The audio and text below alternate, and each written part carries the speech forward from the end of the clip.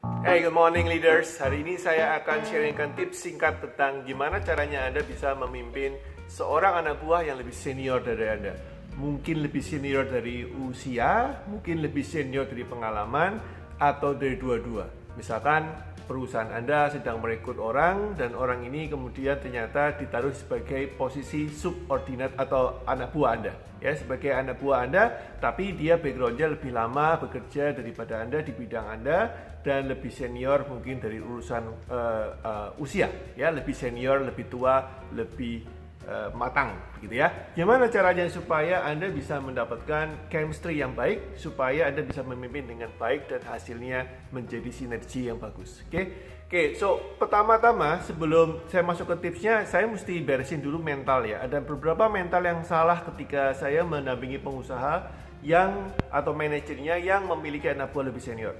Pertama adalah mental yang berhubungan dengan komunikasi training ya. Jadi nanti akan ceritakan lebih detail tentang training dan komunikasi. Tapi intinya adalah mereka berasumsi bahwa yang sudah tua itu tidak bisa lagi diajak untuk berdiskusi, nggak bisa diajak lagi untuk dilatih.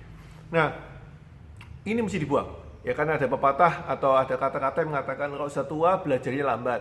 Kalau sudah senior diajak ngomong itu nggak mau. Kalau sudah merasa tua tidak bisa berubah. Nah, kalimat-kalimat ini sangat meracuni ya. Jadi kalau Anda punya tim jadi senior lebih senior dari Anda, maka Anda mesti buang mental-mental seperti ini. Ini akan mengganggu Anda dan membuat Anda percuma. Anda menyia-nyiakan talenta dari anak buah yang lebih senior dari Anda. Ya, dan saya akan kasih contoh ya betapa talenta ini beruntungnya Anda memiliki anak buah yang senior.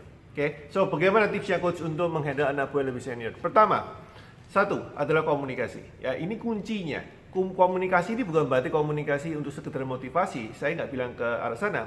Komunikasi ini lebih ke arah antara detail dilawan dengan global. Jadi ada dua jenis komunikasi yang Anda mesti hati-hati. Kebiasaan daripada manajer pada umumnya adalah memerintah kepada anak buahnya itu kurang detail. Jadi cuma beritahu, Mas atau Bro atau Pak, tolong beresin masalah ini ya. Ini laporannya kudu atau harus beres besok. Nah, ini terlalu global. Untuk kepada orang yang lebih senior dari Anda yang bedanya 10 tahun bahkan lebih dari 10 tahun dibanding Anda, 5-10 tahun bahkan lebih, maka Anda harus lebih detail. Kenapa? Alasannya cuma satu. Karena Anda memiliki ekspektasi, Anda memiliki background cara pandang yang tidak sama dengan mereka.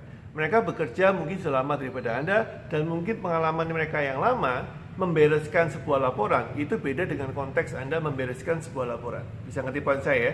Jadi ada perbedaan persepsi yang Anda mesti bereskan di sini. Anda mesti samakan di sini. Nah, daripada kita ngomong Mas atau Pak tolong bereskan laporan ini, Anda bisa kasih contoh detailnya. Pak, ini laporannya tolong diperbaikin antara neraca dengan aktifannya dengan pasifannya, kemudian ditambahkan dengan unsur X, kemudian ditambahkan dengan unsur Y, dan tolong besok dikirimkan ke email saya sebelum jam 10 pagi. Tujuannya adalah untuk ABC. Nah, dengan berbicara dengan detail seperti itu, maka miskomunikasinya menjadi sangat minim. Sangat kecil sekali terjadi miskomunikasi dan ini membantu Anda untuk bekerja ngurus yang lain dan membuat mereka merasa terapresiasi karena mereka tahu, oh saya dikasih guidance, saya dikasih panduan supaya tidak salah, supaya benar. Ya, nah sebagai pemimpin, sebagai atasan, tugas Anda adalah memastikan kepada semua tim Anda, nggak cuma senior, bahwa pekerjaan mereka itu selesai sesuai dengan waktunya dan sesuai dengan quality yang Anda inginkan. Terutama kepada senior, bicaralah detail. Itu yang pertama. Ya, tips yang kedua adalah sharing. So, kemampuan ini yang saya bilang tadi, talenta daripada atau pengalaman jalanan daripada orang yang senior itu Anda harus pakai.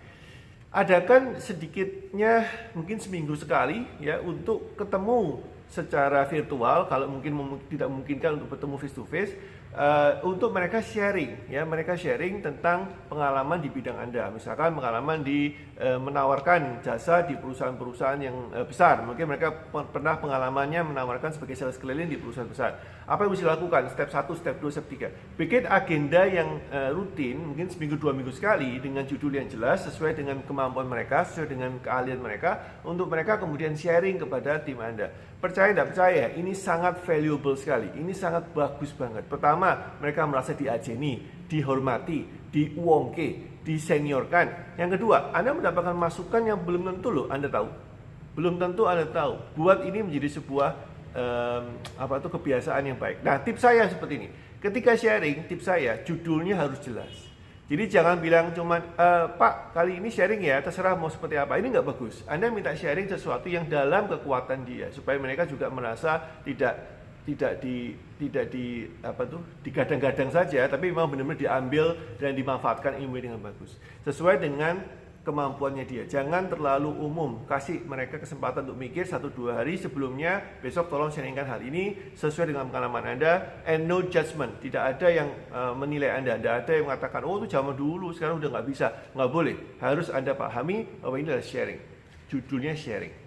Oke? Dan yang ketiga, kita masuk ke faktor krusial, itu training mereka. Nah, training saya nggak akan bicara panjang lebar, Anda tahu training itu apa ya.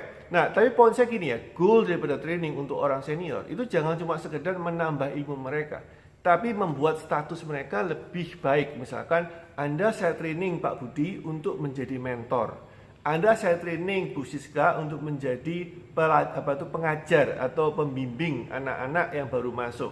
Nah, training kepada mereka dengan konteks seperti ini menaikkan kondisi mereka dari cuma sekedar anak buah senior menjadi anak buah senior yang menjadi mentor, anak buah senior yang mengajar. Ini membuat mereka senang sekali belajar dan mau belajar. Nah, kenapa? Karena mereka sebetulnya tidak mau, bukannya nggak suka belajar, tapi mereka pengalaman sudah banyak.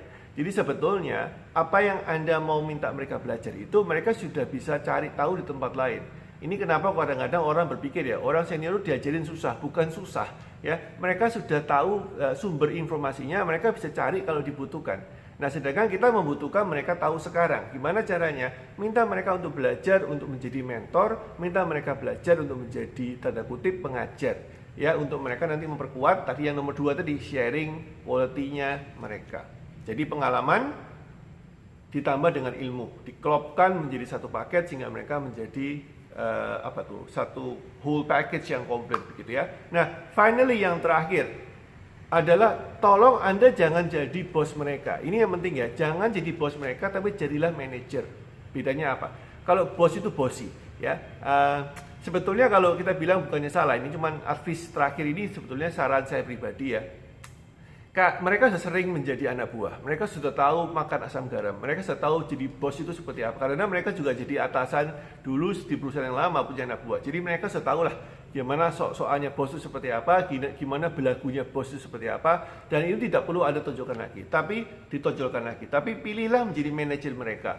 Saya nggak bilang jadi sahabat ya, ini juga kurang benar. Jadi manajer mereka. Itu artinya apa? Manajer itu kan memanage, mengelola. Apa sih yang dikelola? Yang dikelola itu adalah prestasi mereka. So pada akhirnya mereka sebagai orang yang senior direkrut di perusahaan Anda, masuk di bawah tim Anda, itu sebetulnya harusnya di manage prestasi mereka. Beri waktu kepada mereka, kasih kesempatan mereka untuk menentukan mereka mau berprestasi di bidang apa, kemudian Anda buka jalannya, Anda manage mereka ya supaya mereka lebih berprestasi. Bahkan sebetulnya saya sangat menyarankan kalau Anda punya anak buah yang senior, minta mereka untuk menyundul Anda. Ini bahasanya saya, menyundul itu maksudnya mendorong dari bawah. So ketika Anda manajer sekarang, lebih baik kalau yang senior ini itu Anda kadang-kadang jadi manajer menggantikan Anda supaya Anda bisa naik pangkat ke level lebih tinggi. Itu kalau asumsinya ada yang lebih tinggi ya. Nah, jadi ini adalah sebuah salah satu taktik untuk membuat mereka semangat untuk mensupport Anda. Ya, supaya mereka nyundul. Ayo Pak, ayo Bu, gantikan posisi saya supaya saya bisa berkarya dan bisa menambah pengalaman di jenjang yang lain atau di divisi lain. Jadi ini sangat bagus sekali di perusahaan besar, terutama di perusahaan kecil, maka Anda belajar untuk menjadi menjadi manajer mereka dalam hal memanage mereka punya portofolio prestasi.